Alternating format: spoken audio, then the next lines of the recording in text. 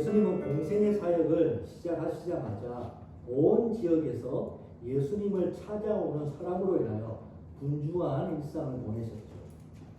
예수님이 찾아오는 그 사람들에게 하셨던 핵심적인 사역은 하나님의 말씀, 하나님의 뜻을 가르치시는 거였습니다. 예수님은 하나님의 뜻대로 행하는 자가 자신의 가족이라며 아주 파격적인 말씀을 전하시기도 하셨죠. 예수님은 사람들에게 하나님의 뜻을 가르쳐서 하나님의 뜻대로 행하는 새로운 가족을 세우는 일을 중요하게 여기셨다라는 것입니다. 이스라엘 사람이라면 반드시 다음과 같은 질문을 던질 수밖에 없었습니다. 하나님은 세상을 다스리시는가? 하나님이 우리와 함께 하시는가? 하나님은 우리를 다스리고 함께 하신다는 증거가 무엇인가? 라는 이 질문을 이스라엘 역사 속에서 이스라엘 백성은 매 순간마다 이 질문을 가지고 하나님 앞에 나아갔고 기도했다는 것이죠. 어쩌면 이 질문은 우리도 동일하게 던지고 있는 질문일 것입니다. 우리가 살아가고 있는 지금 현대의 이 세상은 하나님이 없는 시대, 신이 없는 시대, 즉 무신론의 시대를 우리가 살아가고 있죠. 인간의 능력과 업적만이 가득하고 불의와 적자 생존의 치열함이 넘치는 이 세상 속에서 정말로 하나님은 이 세상을 다스리시는가? 하나님 우리와 함께 하신다. 하나님 우리와 함께 하신다면 그 증거가 무엇인가라는 이 질문을 우리도 매 순간 던지고 있는 것이죠. 어쩌면 지난 일주일을 우리가 보내면서 하나님이 살아계시고 함께 하신다는 것을 전혀 느끼지 못한 채 지내왔을 수도 있습니다. 성경을 읽을 때나 기도할 때, 예배를 드릴 때 잠시 하나님을 생각할 수 있지만은 이마저도 없었다면 하나님이라는 단어조차도 말하지 않은 채 일주일간을 보냈을 수도 있다는 것입니다. 마가복음을 읽었던 제일 처음의 독자들은 로마에 있는 그리스도인들이었습니다. 이들 로마에 있는 그리스도인들은 박해와 핍박을 받고 있던 성도들이었습니다. 카타콤이란 지하 동굴, 즉 지하 무덤이었죠. 지하 무덤에 숨어 살아야만 했었습니다. 그렇기 때문에 그들은 매일 하나님이 이 세상을 다스리시는가? 하나님 우리와 함께 하시는가? 하나님 우리를 정말로 돌보시는가? 라는 이 질문을 던질 수밖에 없는 그런 상황 가운데서 로마에 있는 성도들은 살고 있었다는 것이죠. 예수님의 시대에 있었던 사람들도 이스라엘인들도 마찬가지였을 것입니다. 이스라엘은 500년 정도를 나라를 잃은 채 강대국의 식민지로서 살아왔던 것입니다.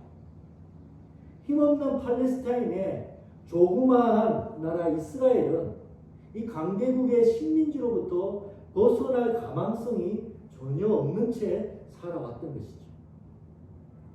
이스라엘인들은 각종 세금과 권세자들의 포갑 속에서 또 가난과 각종 질병 속에서 어렵고 힘든 삶을 살아왔던 사람들입니다. 그렇기 때문에 이스라엘은 하나님의 이 세상을 다스리십니까? 우리와 함께 하시는가? 우리를 돌보시는가? 라는 질문을 500년이 넘는 동안에 식민지 가운데서 계속적으로 이 질문을 던져왔던 것이죠. 어쩌면 오늘 이 예배에 나온 많은 분들은 이 동일한 질문을 안고 이 예배당으로 나왔을지도 모릅니다. 예수님은 이 근원적인 질문에 씨 뿌리는 자의 비유를 들려주십니다. 이 비유에서 씨를 뿌린다라는 것은 하나님 나라의 비밀의 말씀이 들려진다는 것이죠. 그렇다면 이 씨 뿌리는 자는 예수님 자신을 말씀하시는 것이었을 것입니다. 씨 뿌리는 자의 비유에서 씨가 뿌려지는 네 곳의 땅의 상태와 그 결과에 대해서 이 씨 뿌리는 자의 비유는 말하고 있습니다. 첫 번째 씨가 떨어진 곳이 있습니다. 그것은 길가였습니다. 이스라엘에서 농사법은 이게 씨를 흩뿌리는 방식이었습니다. 밭에 씨를 뿌리고 흙을 갈아엎는 방식으로 농사가 이루어졌죠. 그런데 이 씨를 흩뿌리다 보면 밭과 밭 사이에 나 있는 그 가장자리 길가에 씨가 떨어지기도 한다는 것입니다. 근데 그 가장자리 길가는 땅이 딱딱해서 씨가 뿌리를 내려 자랄 수 없는 그런 상태에 있는 땅이었어요. 그래서 땅 위에 씨가 노출이 되었고 새가 날아와 바로 먹어버리는 장면이 이 비유가 함께 펼쳐지고 있습니다. 예수님은 그 뒷부분에서 이 씨 뿌린 자의 비유를 해설하여 주셨는데 새가 씨를 먹어버렸다라는 경우는 사단이 말씀을 곧바로 빼앗아 가버렸다라고 해설해 주었죠.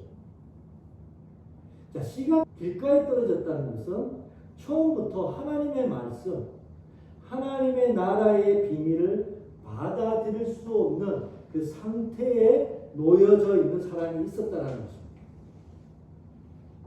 예수님의 주변에는 한 4부류의 정도의 사람들이 예수님 주변에 항상 있었습니다. 우리가 첫 번째 부류는 무리라고 표현될 수 있는 사람들이었습니다. 예수님께로 찾아왔었던 사람들이죠. 두 번째 부류는 이 바리새인과 이 종교 지도자들이었습니다. 세 번째 부류는 지난주에 봤듯이 예수님의 혈육의 가족과 친족이었습니다. 그리고 예수님과 함께 있었던 예수님의 제자들, 이 4부류들이 예수님과 함께 항상 거했다는 것이죠. 그렇다면 처음부터 하나님 나라의 비밀을 받아들일 수 없는 상태에 놓여 있었던 사람은 이 부류 중에 누구라고 생각이 드십니까? 바리새인과 종교 지도자들이었습니다. 예수님은 이 바리새인들의 완고함을 보시고, 즉 바리새인의 딱딱함을 보시고 화를 내셨다고 하고 있습니다. 바리새인은 이 길가처럼 그들의 마음이 딱딱한 상태에 놓여 있었다는 것이죠. 하나님 나라의 비밀의 씨앗이 떨어지고 들려지고 있지만은 마음이 딱딱해서 심겨지지 않는 상태에 놓여 있었던 사람이 바로 이 바리새인이었다는 것입니다. 이 바리새인들은 자신의 입장과 신념이 옳았다라고 믿으면서 그 신념을 바꿀 마음이 없었던 것입니다. 바리새인들은 자신이 알고 있었던 경험과 그 지식이 틀림없다라고 교만함이 있었던 것이죠. 이 교만에 해당하는 히브리어는 높다라는 뜻을 가지고 있습니다.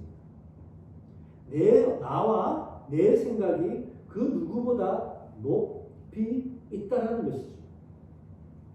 그래서 내가 누구보다 높고 올바르기 때문에 다른 어떤 사람의 말도 듣지 않겠다는 것입니다. 내가 옳고 내가 보는 것이 바르기 때문에 누가 얘기해도 자신의 신념과 입장을 바꿀 수 없는 딱딱한 상태에 놓여져 있었던 것이죠. 그래서 교만은 마음을 딱딱하게 만들어 버렸습니다. 사고의 틀이 굳어져 내가 알고 있는 것이 옳다면서 굳어진 마음에는 이 복음이 들려지도 금방 튕겨져 나오는 것이죠. 잘못된 지식과 또 이에 대한 교만이 하나님의 진리, 하나님 나라의 비밀을 보지 못하고 가로막게 되는 것입니다. 바리새인들은 자신들이 알고 있는 것이 옳다라는 그 교만에 빠져서 예수님을 처음부터 적대적으로 바라봤던 것이죠. 예수님이 전하는 그 하나님의 뜻을 받아들일 수 없는 길가처럼 딱딱한 교만의 상태 가운데 놓여 있었다는 것입니다. 새가 와서 그들에게 전하진 하늘의 진리를 쪼아 먹어버린 것이죠. 사단이 그들에게 전하진 하나님의 말씀을 빼앗아 가버린 것입니다. 길가처럼 마음이 딱딱해져 굳어진 교만한 자에게는 하나님의 말씀이 들려지지만은 뿌리가 내리지 못한 채 말씀을 빼앗기게 된다는 것입니다. 오늘 두 번째로 씨앗이 떨어진 곳은 흙이 얕은 돌밭이었습니다. 예수님은 돌밭에 씨가 떨어지는 경우는 말씀을 들을 때에 즉시 기쁨으로 받는데 그 뿌리가 없어 잠시 견디다가 말씀으로 인하여 환난이나 박해가 일어날 때에 넘어지는 자라고 설명을 해주셨습니다. 그렇다면 뿌리를 내릴 수 없는 흙이 얕은 돌밭 같은 경우는 이 네 부류의 사람들 중에 누구라고 해당이 되겠습니까? 무리입니다. 무리들은 예수님의 기적을 보고 예수님을 찾아왔습니다. 예수님이 병을 고쳐 주시기를 바랬던 거죠. 예수님으로부터 혜택을 얻기를 원했던 것입니다. 이들이 예수님으로부터 유익을 얻고 또 기대가 있는 동안에는 예수님께 열광했고 예수님을 따랐다는 것입니다. 근데 그들의 기대가 충족되지 않고 실망이 되었을 때 금방 식어버렸고 예수님으로부터 돌아서 버렸던 것이죠. 그래서 예수님은 이 무리들에게 이렇게 말씀하십니다. 너희가 나를 찾는 이유는 떡을 먹고 배부른 까닭이다. 네가 나로 인하여 유익을 얻기 때문이다. 유익을 얻고자 하는 그 마음 때문이구나. 이들은 예수님으로부터 혜택을, 즉 떡을, 내 생활에 유익을 얻기를 원했는데 그러나 하나님의 뜻을 알기를 원하지는 않았던 것이죠. 이들은 그들의 기대와 그들의 욕망을 예수님으로부터 채울 수 없다는 것을 알게 되자 점차 예수님을 떠나게 됩니다. 예수님이 예루살렘 성에 입성한 때가 있었습니다. 그때 많은 인파들이 예수님 주변으로 몰려와서 호산나 호산나 다윗의 자손이여 라고 외치면서 예수님을 매우 열광적으로 환호를 했었습니다. 근데 예수님이 예루살렘에 올라가서 얼마 있지 않아 로마 군인에 의해서 잡히게 되자 그렇게 열광하는 자들이 급변하고 돌아서 버립니다. 그리고 나중에는 예수님을 십자가에 못 박으라고 외치기 시작했던 것이죠. 초대교회 때 핍박과 박해로 인하여 배교하는 그리스도인들이 많이 있었습니다. 예수를 믿었지만은 박해가 심해지자 의심이 생겼고 결국 불신앙 가운데 신앙을 버린 자들이 있었다는 것이죠. 씨가 얕은 돌밭에 떨어져 뿌리를 내리지 못한 사람이었던 것이죠. 지난 2년의 코로나는 교회와 그리스도인들에게 큰 시련이 되었습니다. 믿음을 지킨다는 것이 쉽지 않았고 나름의 환난과 박해처럼 여겨지기도 했던 것이죠. 코로나는 믿음의 뿌리를 내리지 못한 많은 이들을 신앙으로부터 떠나게 만들어버렸습니다. 조사에 의하면 코로나 전보다 20% 정도가 신앙에서 이탈자들이 생겼다고 얘기를 합니다. 앞으로 또 어떤 시련이 닥칠지 모릅니다. 전문가들은 앞으로 제2의 코로나, 제3의 코로나가 계속 올 것이라고 예측을 하고 있습니다. 전염병이 아닐지 몰라도 앞으로 사회적으로나 개인적으로 이런저런한 시련과 어려움이 우리 삶 가운데 찾아올 것입니다. 그 시련은 돌밭처럼 믿음이 깊게 내리지 못한 이들에게 넘어지게 할지도 모른다는 것이죠. 세 번째로 씨가 떨어진 곳은 가시떨기가 있던 곳이었습니다.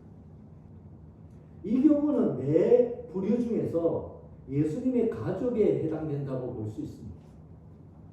예수님의 가족들과 친족들은 예수님에 대한 나쁜 소식을 들었고 그래서 예수님의 사역을 맡고 강제로 예수님을 집으로 데려가려고 했던 것이죠. 친족들은 예수님에 대한 신뢰가 있었습니다. 그러나 주변의 반응과 상황이 좋지 않게 되자 믿음에서 한 단계 나아가지 못하는 상황이 생겼다는 것이죠. 씨가 가시떨기에 가리워진 것입니다. 예수님은 가시떨기에 떨어진 경우를 말씀을 듣기는 하는데 세상의 염려와 재물의 유혹과 기타 욕심이 들어와서 말씀을 막고 결실하지 못하도록 하는 경우의 사람이라고 뒷부분에 설명을 하셨죠. 세상의 영역, 또 재물, 욕심의 기운에 가려서 믿음이 자라지 않는 것입니다. 살기에 바빠서 더 잘 살기 위해서라는 이유가 그 믿음을 방해를 하는 것이죠. 무엇을 먹을까? 무엇을 입을까? 무엇을 살까? 어디에 살까?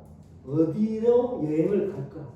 이 세상의 기운이 믿음의 씨앗을 가로막고 있다면 씨앗이 자랄 수가 없는 것이죠. 자라지 못하면 당연히 열매를 맺지 못하게 되는 것이죠. 네 번째로 씨가 떨어진 곳은 좋은 땅이었습니다. 좋은 땅에 떨어진 씨앗은 자라서 무성하게 되어서 어떻게 되었다고요? 30배, 60배, 100배의 열매를 맺었다고 합니다. 아마 좋은 땅은 예수님을 따라다녔던 제자들에게 해당되는 얘기일 것입니다. 이들은 예수님의 부름에 모든 것을 내버려 두고 예수님을 따랐다라고 얘기합니다. 계산하고 따지지 않았어요. 예수님이 부르신다는 그 이유만으로 예수님을 따라 나섰던 것이죠.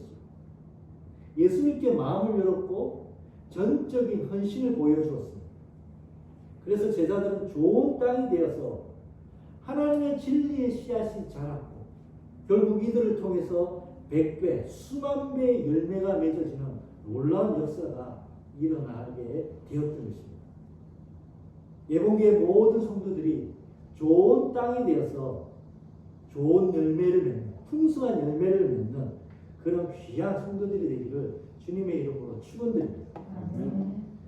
이 씨 뿌리는 자의 비유의 가장 큰 핵심은 길가나 또 돌밭이나 가시덤불에 떨어진 씨앗이 아니라 좋은 땅에 떨어져 열매를 맺었던 그 씨앗에 초점이 맞춰져 있습니다. 예수님은 하나님의 뜻을 전하고 하나님 나라의 비밀을 알려주었습니다. 이 말씀을 들었던 자들 중에서는 동일하게 이 말씀을 들었지만 어떤 자는 길가나 돌밭과 가시덤불처럼 말씀이 막히고 자라지 못하는 경우의 사람들도 있었습니다. 그러나 그럼에도 불구하고 그 가운데는 말씀을 듣고 뿌리가 내려서 30배, 60배, 100배의 열매를 맺는 자들이 초대교회 가운데 있었다는 것이죠. 그래서 예수님은 더하여서 겨자씨 비유를 들려주시죠. 겨자씨는 작고 미미합니다. 그러나 겨자씨가 땅에 심겨 자라게 되면 풀보다 커져서 큰 나무가 되어 공중의 새가 깃들 정도가 된다는 것이죠. 하나님 나라의 복음도 마찬가지라는 것입니다. 처음에는 작고 보잘것없었습니다. 예수님의 제자 공동체는 작고 작았어요. 그러나 자라고 자라 온 세상으로 뻗어나갔고 온 세상 사람들이 그 큰 나무에 거하게 되는 역사로 일어나게 되었다는 것입니다. 하나님 나라의 복음은 무수한 방해와 핍박을 받아왔습니다. 그러나 결국 자라서 열매를 맺었습니다. 복음이 이 조선 땅에 전해졌을 때 많은 핍박을 받았죠. 만약 그 핍박으로 복음이 사라져 버렸다면 지금 여기 우리는 있지 못했을 것입니다. 그러나 그 가운데 좋은 땅과 같은 사람들이 있어서 그 복음이 심겨졌고 열매를 맺게 되었다는 것입니다. 그리고 이 수많은 열매가 이 한국 사회 가운데 일어나게 되었다는 것이죠. 하나님 나라의 복음은 그 누구도 그 무엇도 막을 수가 없습니다. 때론 길가에 떨어지기도 합니다. 때론 돌밭에 떨어져 핍박을 받기도 합니다. 또 가시떨기에 떨어져 방해를 받기도 한다는 것입니다. 그러나 좋은 땅에 떨어진 씨로 인하여 또 열매를 맺고 열매를 맺어 이어진다는 것이죠. 우리가 좋은 땅이 된다면 복음은 우리를 통해서 또다시 또 다른 열매를 맺어 질 것이라는 것입니다. 이것이 예수님이 씨 뿌린 자의 비유와 겨자씨 비유를 통해서 우리에게 분명하게 들려주시는 말씀이라는 것이죠.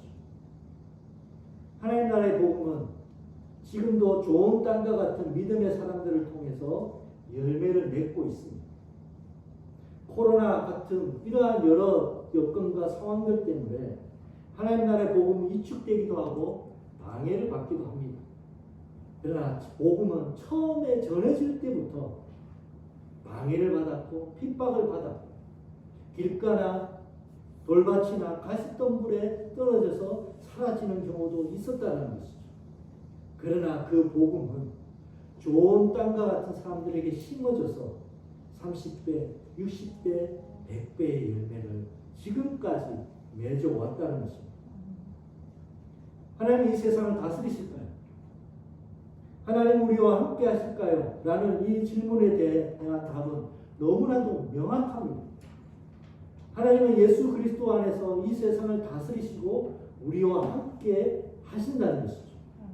그리고 많은 좋은 땅과 같은 사람들 속에 함께 하시면서 그들을 통해서 열매를 맺으시며 세상 속에서 역사하고 계신다는 것입니다. 하나님 나라의 복음은 절대로 실패하지 않을 것입니다. 세상 곳곳에서 좋은 땅과 같은 사람들을 통해서 주께서 다시 오시는 그날까지 열매를 맺어가며 그 복음의 역사는 계속적으로 이어져 갈 것이라는 것입니다. 중요한 것은 지금 하나님의 말씀을 듣고 있는 우리들이 좋은 땅이 되는가라는 것입니다. 내가 좋은 땅이 되어서 하나님의 말씀을 듣고 순종한다면 지금은 미미한 겨자씨 같은 그런 믿음일지 모르지만 그것이 자라서 분명 열매를 맺게 될 것이라는 것입니다. 우리 예봉교회는 비록 작은 겨자씨 같을 수도 있습니다. 그러나 우리 예봉교회가 좋은 땅이 되어서 하나님의 복음대로 살아간다면 때가 되면 반드시 30배, 60배, 100배의 열매를 맺는 그 나무로 자라가게 될 것이라는 것입니다. 이 비유를 통해서 예수님은 그 약속을 우리에게 주신 것이죠. 복음을 품은 좋은 땅의 성도와 교회는 반드시 열매를 맺게 되어 있습니다. 들을 귀 있는 자는 이 말씀을 깨달아 그 역사에 동참하게 될 것입니다. 이번에 모든 성도들이 이 말씀에 들을 귀 있는 자들이 되어서 열매 맺는 좋은 땅과 같은 성도들 되시기를 예수님의 이름으로 축원드립니다.